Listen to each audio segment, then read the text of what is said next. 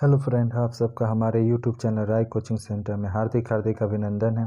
अगर आप हमारे इस चैनल पर फर्स्ट टाइम आए हैं तो कृपया कर इस चैनल को सब्सक्राइब कीजिए तथा बेल का आइकन को दबा दीजिए ताकि कोई भी नोटिफिकेशन आप तक सबसे पहले पहुंच सके। आज हम क्लास 10 का जो फर्स्ट चैप्टर है जिसका नाम है सजीवों में नियंत्रण एवं समन्वयन, इस चैप्टर को पढ़ने वाले हैं। ठीक, अतः आप सबसे अनुरोध है कृपया कर इस वीडियो के अंत तक तो अवश्य बना रहे। इस वीडियो में प्रत्येक जो पॉइंट है उस पॉइंट के लिए हमने एक खास पिक्चर को प्रस्तुत किया है जिससे कि आप सभी को समझने में काफ़ी सुविधा होगा। ठीक, तो चलिए देखते हैं। तो यहाँ पर आप सभी देख सकते हैं, सबसे पहले है आपका कि जीव में बाह्य या आंतरिक वातावरण के बीच संतुलन या तालमेल बनाए रखने की जो क्षमता को ही हम लोग नियंत्रण कहते हैं, यानी उसको ही हम लोग कंट्रोल करते हैं। ठीक, या होम्योस्टेसिस भी कहा जाता है इसको। अब समान स्थिति जो बनाए रखने की जो प्रक्रिया है उस प्रक्रिया को समन्वयन यानी कि कोऑर्डिनेशन कहते हैं। ठीक, यहाँ पे एक एग्जाम्पल दिया गया है होम्योस्टेसिस का कि गर्म रक्त वाले जंतुओं में बाह्य वातावरण यानी बाहरी वातावरण का जो तापमान, शरीर का आंतरिक तापमान 98.6 डिग्री फ़ारेनहाइट बनाए रखना, ये आपका एक एग्जाम्पल है। ठीक, अब आगे देखिएगा आप लोग, यहाँ दिया गया है कि प्रत्येक जीवधारी, चाहे वो एक कोशिकीय हो चाहे बहुकोशिकीय, किसी न किसी वातावरण में तो रहता है।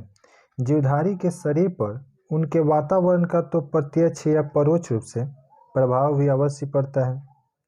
इसमें से वह कुछ के प्रभाव का अनुभव कर सकता है और देख भी सकता है, परंतु कुछ को वह केवल अनुभव ही कर सकता है। जिस प्रकार हम लोग सर्दी, गर्मी और स्पर्श आदि का केवल अनुभव करते हैं, सिर्फ क्या कर सकते हैं, अनुभव करते हैं, ठीक उसी प्रकार पौधे भी इसका अनुभव करते हैं। जीवधारी के शरीर पर जो वातावरण में होने वाला जो परिवर्तन होता है वह उपयोगी यानी कि लाभदायक भी हो सकता है अथवा अनुपयोगी यानी कि हानिकारक भी हो सकता है। ठीक, यानी वातावरण में जो परिवर्तन होगा वो जीवधारी के लिए लाभदायक भी हो सकता है और हानिकारक भी हो सकता है। अब चलिए आगे देखते हैं। सजीवों में नियंत्रण यानी कंट्रोल एवं समन्वयन यानी कि कोऑर्डिनेशन, वातावरण में होने वाले परिवर्तन को ही हम लोग उद्दीपन कहते हैं। इस उद्दीपन के प्रति दिखलाई गई जो प्रतिक्रिया होती है, ठीक, जो प्रतिक्रिया होती है, रिस्पॉन्स, प्रतिक्रिया को एक तरह से हम लोग अनुक्रिया यानी रिस्पॉन्स कहते हैं। उद्दीपन के फलस्वरूप दिखाई गई प्रतिक्रिया को ही हम लोग उत्तेजनशीलता कहते हैं। ठीक, आगे देखते हैं। ये पिक्चर आप लोग देखिएगा भली भांति। पहला में आपका स्टिमुलस यानी कि एक तरह से कहे तो उद्दीपन, और दूसरे में उसका एक तरह से रिस्पॉन्स हो रहा है। ये पिक्चर देख आप लोग भली भांति समझ ही गए होंगे कि फर्स्ट में एक तरह से कहे तो क्रिया हो रहा है और दूसरे में उसका प्रतिक्रिया, उसका रिस्पॉन्स कैसे हो रहा है।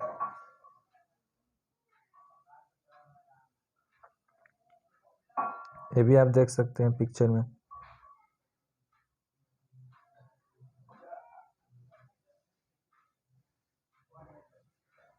आगे चलते हैं, ध्यान दें। उद्दीपन एक प्रकार की ऊर्जा है। यहाँ बताया गया कि उद्दीपन एक प्रकार की ऊर्जा है। जीवधारी एक या विभिन्न प्रकार के उद्दीपन द्वारा प्रभावित होते हैं। यानी बताया गया कि उद्दीपन एक प्रकार की ऊर्जा है और जीवधारी एक या विभिन्न प्रकार के जो उद्दीपनों द्वारा प्रभावित होते हैं। उद्दीपन में बताया गया उद्दीपन एक बाह्य हो सकता है और आंतरिक दो प्रकार के होते हैं। आप सभी को भली भांति ये जान लेना चाहिए कि जो उद्दीपन होता है वो दो प्रकार का होता है, एक आंतरिक उद्दीपन, एक बाह्य उद्दीपन। जैसे बताया गया सर्दी हुआ, गर्मी, प्रकाश, अंधकार और भोजन आदि ये बाह्य उद्दीपन है, ये सभी बाह्य उद्दीपन यानी बाहर का। इसी प्रकार जो वनस्पति कोशिका में उत्पन्न ट्रिगर, दाब और प्राणियों में जो भूख, प्यास और जो रोग होता है ये आंतरिक उद्दीपन के अंतर्गत आते हैं। ठीक, यानी ये सब अंदर से महसूस किया जाता है।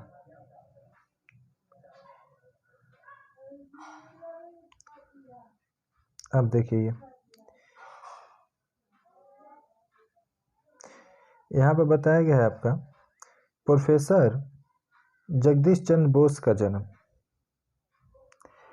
13 नवंबर 1858 ईस्वी को बांग्लादेश के रारी खाल नामक स्थान पर हुआ था। उनकी स्नातक की जो शिक्षा है सेंट जेवियर कॉलेज कोलकाता में हुई। इन्होंने 1883 ईस्वी में बीएससी, ठीक, बीएससी डिग्री कैम्ब्रिज विश्वविद्यालय से प्राप्त की और 1895 में लंदन विश्वविद्यालय ने इनको डीएससी की उपाधि प्रदान की। इनका जो प्रमुख योगदान था उच्च श्रेणी के पौधों में रासारोहण से संबंधित है। ठीक,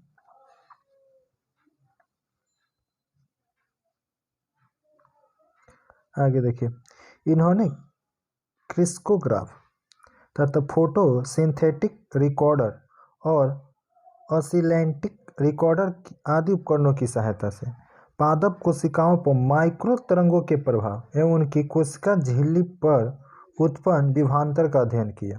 ठीक, यहाँ पर तीन आपका एक तरह से कहे तो यंत्र का उपकरण का नाम दिया गया है। एक है क्रिस्कोग्राफ, दूसरा है फोटो सिंथेटिक रिकॉर्डर और तीसरा है ऑसिलेंटिक रिकॉर्डर। अब बताया गया उन्होंने पौधे पर मौसम, रासायनिक पदार्थों और तापमान आदि का अध्ययन किया कि पौधे पर क्या इफेक्ट पड़ता है, मौसम का, रासायनिक पदार्थों का और इसके साथ साथ क्या है तो तापमान का। उन्होंने प्रमाणित किया कि पौधे में स्नायु के जाल प्राणियों के स्नायु जाल के समान ही है।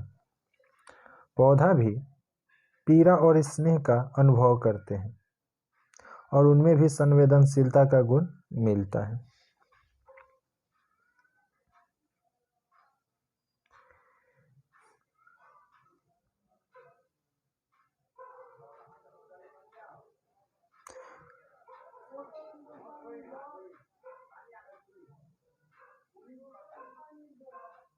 आगे बढ़ते हैं, पौधे में गति, मूवमेंट इन प्लांट्स। ठीक, आगे देखिए, उद्दीपन के प्रभाव से पौधे में 3 प्रकार की गतियाँ पाई जाती है। कितने प्रकार की गतियाँ? 3 प्रकार की। सबसे पहला जो गति होता है जिसका नाम है अनुचलन यानी कि टैक्टिक गति। दूसरा है अनुवर्ती गति यानी जिसको एक तरह से अनुवर्ती यानी कि इसको ट्रॉपिक गति भी कहा जाता है। और तीसरा है अनुकूचन यानी कि नेस्टिक गति।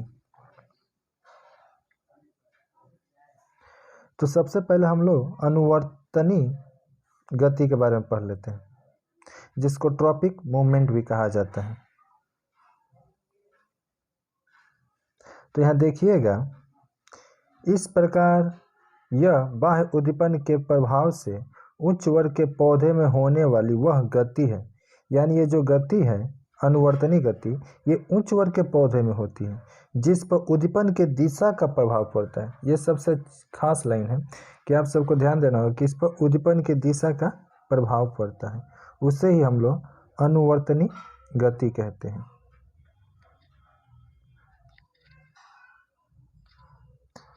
यहाँ पर जो आपका दिया था दिशा का प्रभाव, ध्यान दीजिएगा।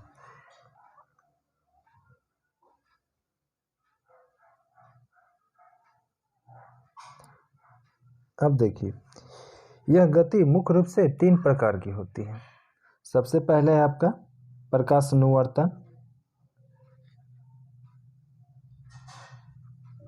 दूसरा है गुरुत्वानुवर्तन और तीसरा है जलानुवर्तन। ठीक,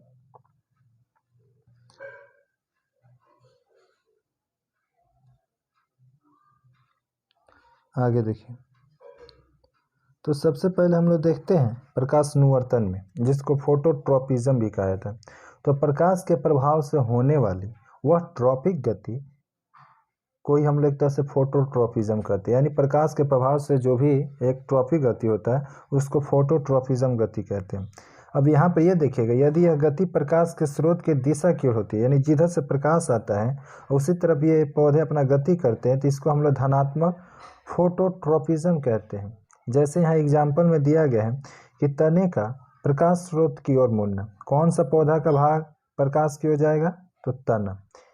यदि यह गति प्रकाश स्रोत के विपरीत दिशा की ओर होती है तो उसको हम लोग ऋणात्मक फोटोट्रोपिज्म कहेंगे।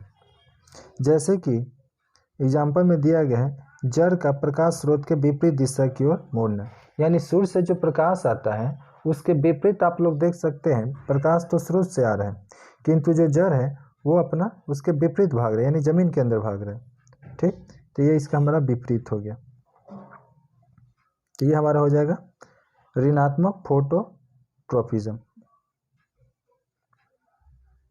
ये पिक्चर आप लोग देख सकते हैं, प्रकाश आ रहा है, पौधे का जो तना उस तरफ मुड़ रहा है, यह हमारा धनात्मक प्रकाशानुवर्तन कह सकते हैं।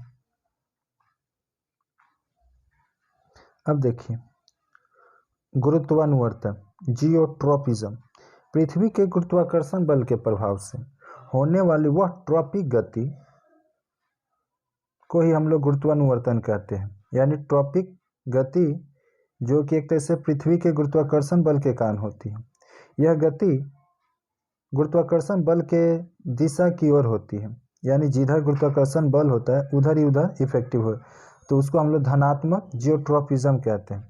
प्रधान जड़ का जमीन के नीचे की ओर बढ़ना, आप लोग देख सकते हैं कि जो जड़ होता है वो तो जमीन की ओर ही बढ़ता है, तो ये हमारा धनात्मक है। यदि यह गति गुरुत्वाकर्षण बल के एकदम विपरीत दिशा में होती है तो उसे हम ऋणात्मक जियोट्रोपिज्म कहते हैं। जैसे आप देख सकते हैं तना का जमीन के सीधे ऊपर की ओर बढ़ना, यानी तना गुरुत्वाकर्षण बल तो पृथ्वी में है और गुरुत्वाकर्षण बल के कारण जो हमारा जड़ होता है वो तो नीचे की तरफ गया तो हमारा धनात्मक हो गया, किंतु वही ताना जो नीचे न जाकर ऊपर जाता है तो हमारा ऋणात्मक जियोट्रोपिज्म कहलाता है।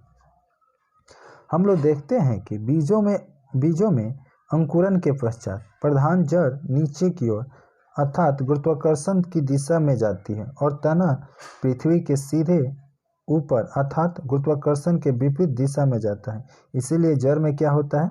धनात्मक गुरुत्वानुवर्तन होती है, तना में ऋणात्मक गुरुत्वानुवर्तन होता है। आगे देखते हैं जलानुवर्तन, जिसको हाइड्रोट्रोपिज्म कहते हैं। यहाँ पर बताया गया है नमी या जल के प्रभाव से होने वाली ट्रॉपिक गति को ही हम लोग जलानुवर्तन कहते हैं, हाइड्रोट्रोपिज्म कहते हैं। यह गति नमी यानी कि जल के दिशा की ओर होती है। ठीक, यहाँ पर आपको ध्यान देने वाली बात है, ये किस पर निर्भर करता है? जल पर। ठीक, तो इसलिए इसको हम लोग क्या कहते हैं? धनात्मक जलानुवर्तन कहते हैं। जल की तरफ होगा तो धनात्मक जलानुवर्तन। जैसे जड़ का नमी या जल के दिशा की ओर बढ़ना। ठीक, तो जिधर जल है उधर गया तो हमारा धनात्मक जलानुवर्तन हो गया। यदि यह गति जल के विपरीत दिशा में, यानी जिधर जल है उसके विपरीत जाएगा तो हमारा क्या हो जाएगा? वो हमारा ऋणात्मक जलानुवर्तन कहलाएगा। जैसे कि तने में आप देख सकते हैं, तने का जल के विपरीत दिशा की ओर बढ़ना। ठीक,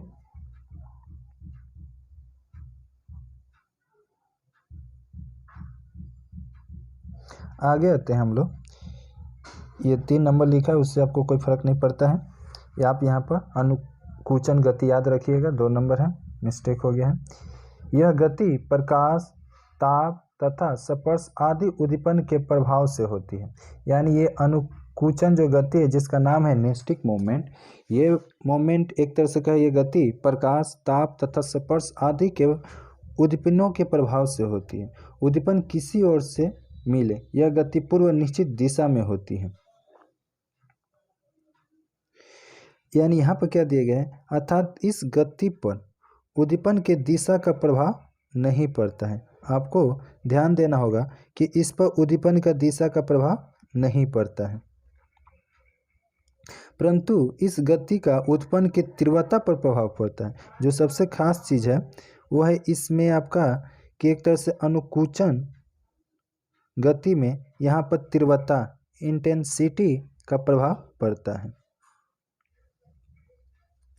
हम कह सकते हैं कि बाह्य उद्दीपन के प्रभाव से उच्च वर्ग के पौधे में होने वाली वह गति जो दिशा द्वारा प्रभावित ना होकर तीव्रता द्वारा प्रभावित होती है, ठीक, तो उसे ही हम लोग अनुकूचन गति कहते हैं।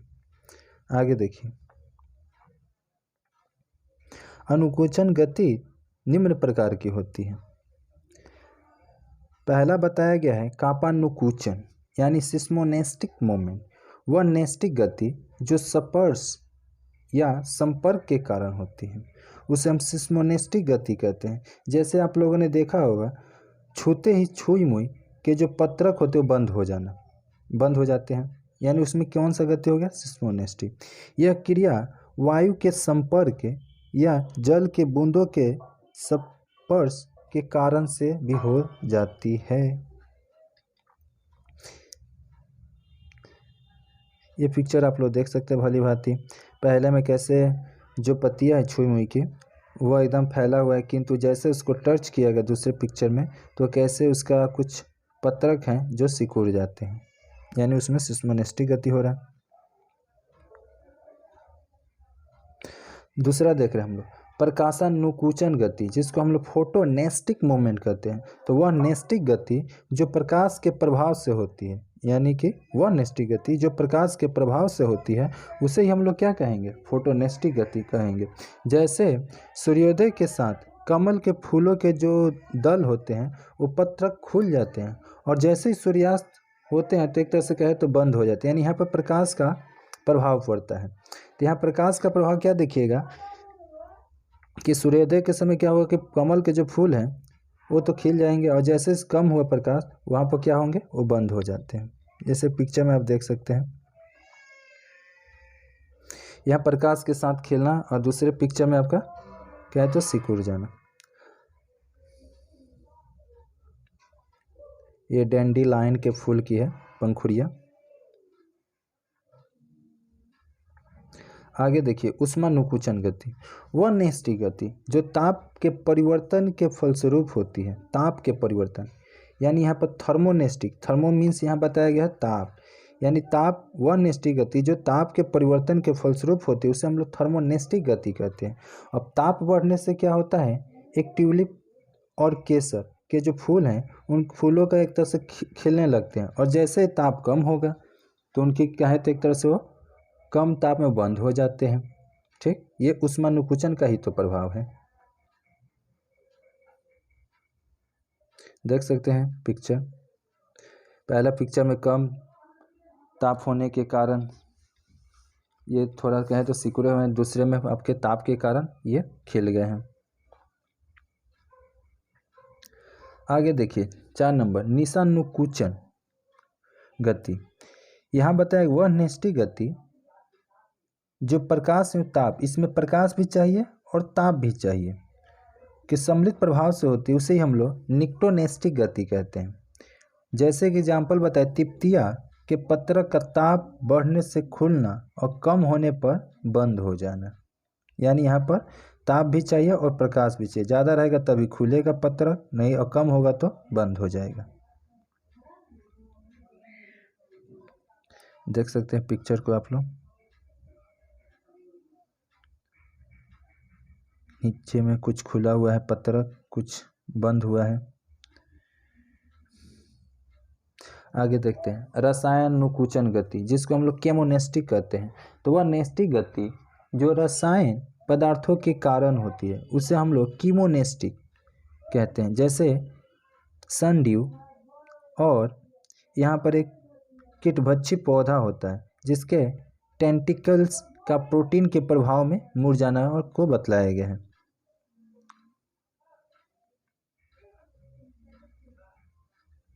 ये देख सकते हैं, यही आपका कीटभक्षक।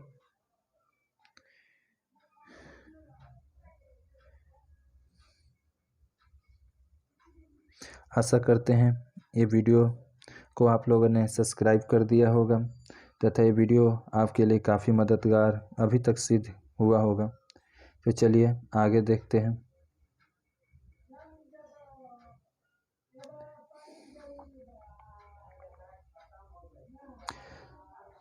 अगला पॉइंट हमारा जो आता है गति में वो है टैक्टिक गति। तो टैक्टिक गति में आप लोग देखिएगा, बाह्य उद्दीपन के प्रभाव से होने वाले वह गति जिसमें पूरा शरीर ही स्थानांतरित हो जाता है, यहाँ पर ध्यान देना होगा, पूरा शरीर स्थानांतरित हो जाता है, उसे हम लोग टैक्टिक गति कहते हैं। ठीक, यहाँ पर देखिएगा बाह्य उद्दीपन की प्रकृति के अनुसार टैक्टिक गति भी निम्नलिखित प्रकार की होती है। सबसे पहले बताया गया फोटोटैक्टिक गति।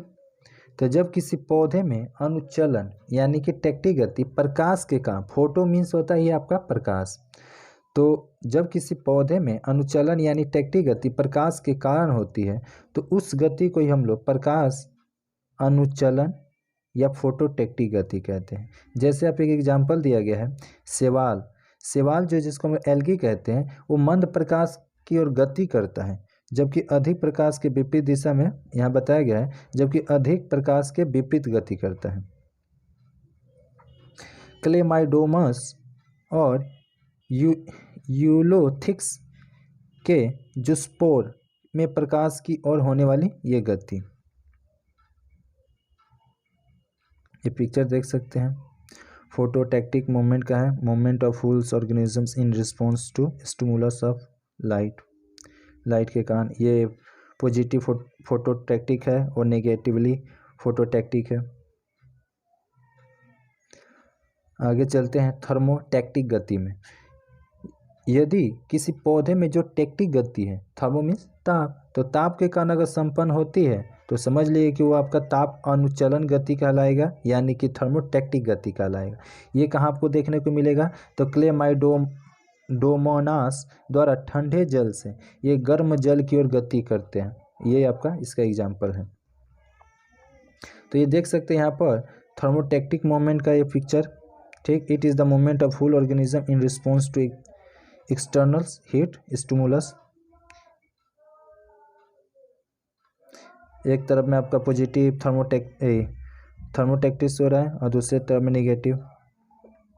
आगे चलते हैं, एक तरह से तीसरा है केमोटैक्टिक गति। तो जब किसी पौधे में टैक्टिक गति किसी बाह्य उद्दीपन रासायनिक पदार्थों के कारण होती है तो उस गति को हम लोग रसायन अनुचलन यानी केमोटैक्टिक गति कहते हैं। ये कहाँ आपको देखने को मिलेगा, एग्जाम्पल के तौर पर देख लीजिए। जीवाणुओं में ऑक्सीजन की ओर होने वाली गति, जब जीवाणु जो होते हैं जिधर ऑक्सीजन मिलता है उधर गति करने लगते हैं, और मांस तथा फन एंथ्रोज्वाइंडस में क्रमशः कैन शुगर तथा मौलिक एसिड के कारण होने वाली गति, इनके एग्जाम्पल हैं। ये इसका पिक्चर है। देखिए कैसे यहाँ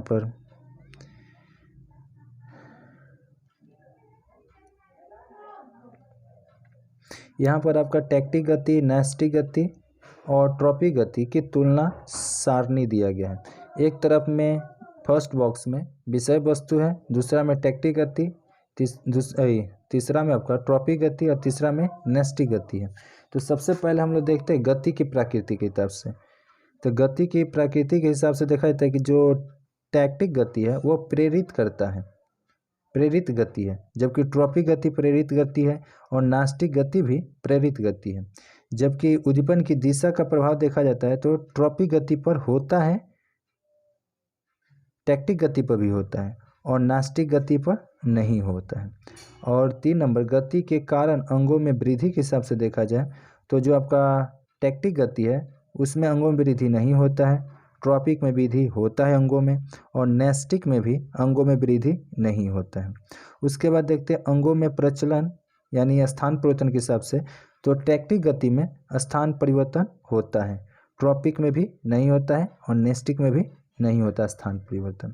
उसके बाद देखते हैं 5 नंबर, अंगों की स्थिति में परिवर्तन के हिसाब से। तो यहाँ पर यही बताया गया है कि टैक्टिक गति में संपूर्ण स्थान परिवर्तन होता है, जबकि एक तरह से ट्रॉपिक और नैस्टिक में, तो यहाँ पर ट्रॉपिक में बताया गया कि स्थान परिवर्तन नहीं होता है और नैस्टिक में अंगों की स्थिति में परिवर्तन होता है।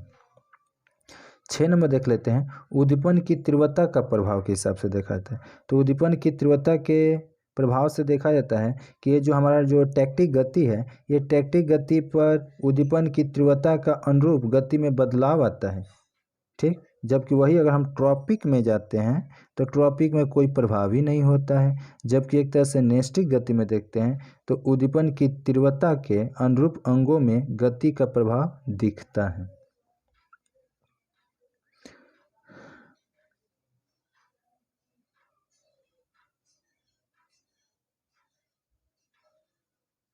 जय हिंद, जय भारत, वंदे मातरम। मिलते हैं नेक्स्ट वीडियो में, तब तक के लिए धन्यवाद आप सबको इस वीडियो को देखने के लिए। Thanks for watching this video.